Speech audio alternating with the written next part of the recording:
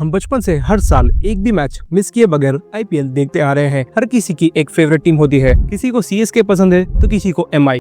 हम सब इंडियंस के लिए सिर्फ एक स्पोर्ट नहीं बल्कि ये एक इमोशन है, एक रिलीजन है। और अगर आप एक ट्रू आईपीएल फैन हो तो आपने ये आइकॉनिक ट्यून जरूर सुना होगा।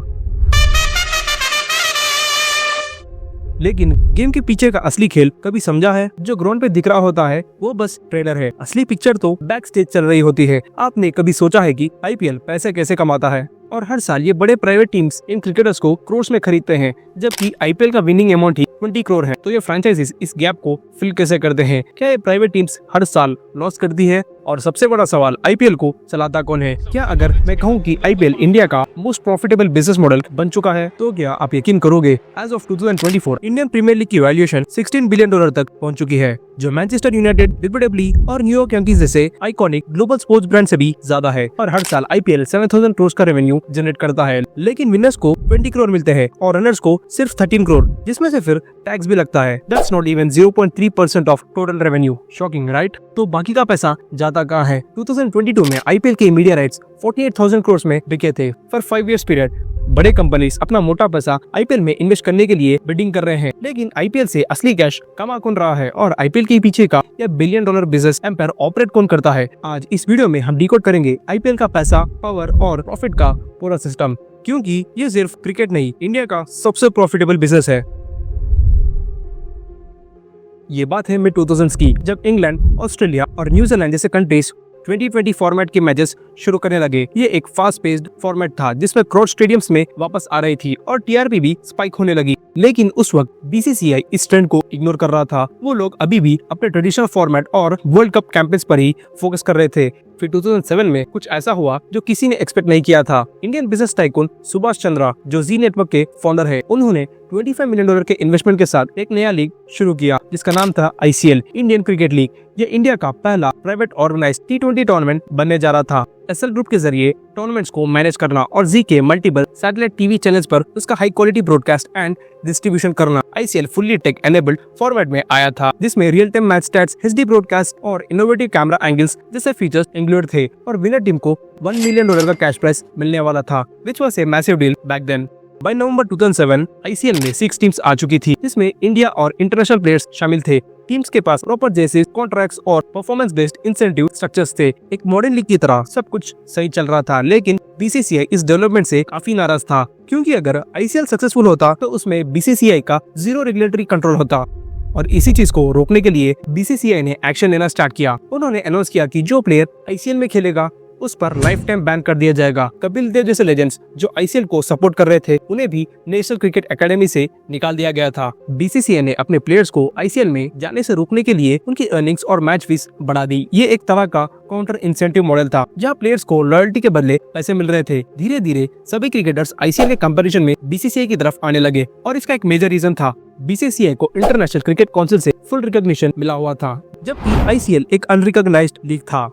और अगर क्रिकेट में आईसीसी रिकॉग्निशन ना हो तो टूर्नामेंट्स सिर्फ एग्जीबिशंस बन जाते हैं, ना इंटरनेशनल रिकॉर्ड्स में काउंट होता है, ना परफॉर्मेंस का वेटेज होता है। और फिर फाइनली बीसीसीआई ने एक बोल्ड डिसीजन लिया। आईसीएल को टक्कर देने के लिए अपनी खुद की एक franchise based cricket league launch किया, जिसका नाम था इंडियन प्रीमियर लीग, जिसे हम आईपीएल कहते हैं। ये लीग 2007 में अनाउंस की गई और 2008 में इसका पहला सीजन हुआ, with players, auctions, team owners, sponsors और वर्ल्ड वाइड ब्रॉडकास्टिंग राइट्स। यह सिर्फ एक लीग नहीं बल्कि एक स्पोर्ट्स एंटरटेनमेंट टेक इकोसिस्टम था, जहां क्रिकेट सिर्फ एक गेम नहीं, एक बिजनेस मॉडल बनने जा रहा था।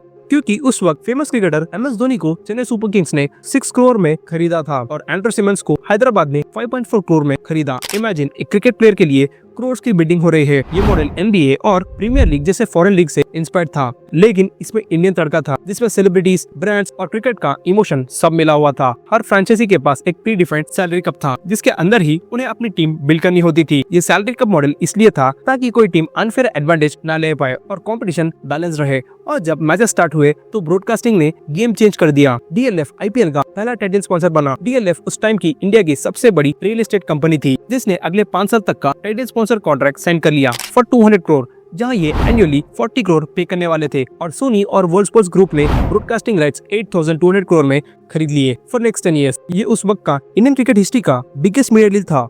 आईपीएल के मैचेस सिर्फ स्टेडियम में नहीं, हर स्क्रीन पर दिख रहे थे, टीवी, वेबसाइट और बाद में मोबाइल फोन्स पर भी। पहली बार क्रिकेट को multi platform high definition experience के थ्रू प्रेजेंट किया गया। अप्रैल 18, 2008 को बॉलीवुड स्टार शाहरुख खान की टीम कोलकाता नाइट राइडर्स और रॉयल चैलेंजर्स बैंगलोर का पहला ऑफिशियल आईपीएल मैच बैंगलोर के आइकॉनिक चिन्नास्वामी स्टेडियम में खेला गया।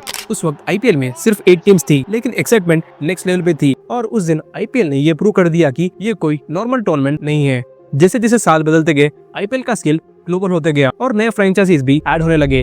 फिर आया स्पॉन्सरशिप का जमाना। 2013 में डीएलएफ का टाइटल स्पॉन्सर कॉन्ट्रैक्ट खत्म हुआ, जिसके बाद पेप्सी एक global soft drink brand IPL का टाइटल स्पॉन्सर बना। पेप्सी ने अगले 5 साल के लिए 396 करोड़ का डील साइन किया, लेकिन 2015 में आईपीएल का क्रेडिटेबिलिटी शेक हो गया जब स्पॉट फिक्सिंग और मैच फिक्सिंग के एलिगेशंस आए। इस कंट्रोवर्सी में चेन्नई सुपर किंग्स और राजस्थान रॉयल्स जैसे बड़े टीम्स का नाम सामने आया, जिनकी वजह से बीसीसीआई ने उन्हें 2 साल के लिए सस्पेंड कर दिया। इस स्कैंडल के बाद पेप्सी ने अपना कॉन्ट्रैक्ट खत्म कर दिया और बस 238 करोड़ ही दिए।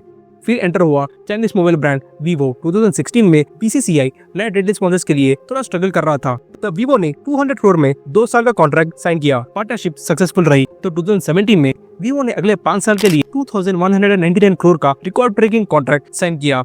लेकिन 2020 में इंडिया चाइना बॉर्डर टेंशन की वजह से इंडिया में लोग चाइनीज प्रोडक्ट्स को बॉयकॉट करने लगे और फिर वीवो ने अपना कॉन्ट्रैक्ट टर्मिनेट कर दिया। उसके बाद फैंटेसी प्लेटफॉर्म ड्रीम 11 ने 222 करोड़ में टाइटल स्पॉन्सर ले लिया। ये उनके लिए एक ब्रिलियंट मार्केटिंग मूव था, जिसके बाद फैंटेसी एप्स का बूम आ गया। फिर 2021 में वीवो ब्रीफली वापस आया, लेकिन फिर से एग्जिट कर गया। तब एंटर हुआ टाटा ग्रुप, जिन्होंने 2022-23 के लिए 670 करोड़ में स्पॉन्सरशिप ले ली और 2024 में टाटा ने आईपीएल हिस्ट्री का सबसे बड़ा डील साइन किया, 2500 करोड़ फॉर नेक्स्ट 5 इयर्स। लेकिन सवाल ये है, इतने बड़े ब्रांड्स आईपीएल को इतना पैसा क्यों देते हैं? बिकॉज जब भी आईपीएल का नाम आता है, इस ब्रांड का नाम ऑटोमेटिकली प्रमोट होता है। Commentary, screen graphics, pitch reports, सब में ब्रांड का मेंशन होता है। This is what we call integrated brand exposure. और यही नहीं, आईपीएल के टोटल 3 मेन रेवेन्यू स्ट्रीम्स है। 1. Broadcasting and streaming rights. IPL का सबसे बड़ा पैसा आता है मीडिया राइट्स से। 2023 में बीसीसीआई ने 5 साल के लिए 48,320 करोड़ के ब्रॉडकास्टिंग और स्ट्रीमिंग राइट्स सेल किए। इसमें डिज्नी स्टार ने 23,575 करोड़ में टीवी राइट्स लिए और वियाकॉम ने 23,758 करोड़ में digital rights.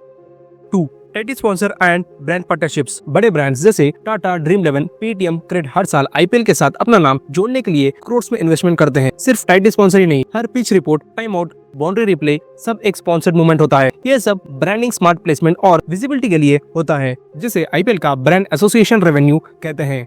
3. Fantasy apps and digital ecosystem. Dream 11, MPL, my 11 circle जैसे फैंटेसी एप्स आईपीएल का फैन एंगेजमेंट 10x बूस्ट कर दिया। हर मैच से पहले फैंस अपनी वर्चुअल टीम बनाते हैं और ये एप्स डेली लाइक्स का बिजनेस करते हैं। इन एप्स ने बीसीसीआई को भी करोड़ का स्पॉन्सरशिप पैसे दिए हैं। ये पूरा डिजिटल इकोसिस्टम आईपीएल को एक high tech data driven entertainment platform बना देता है।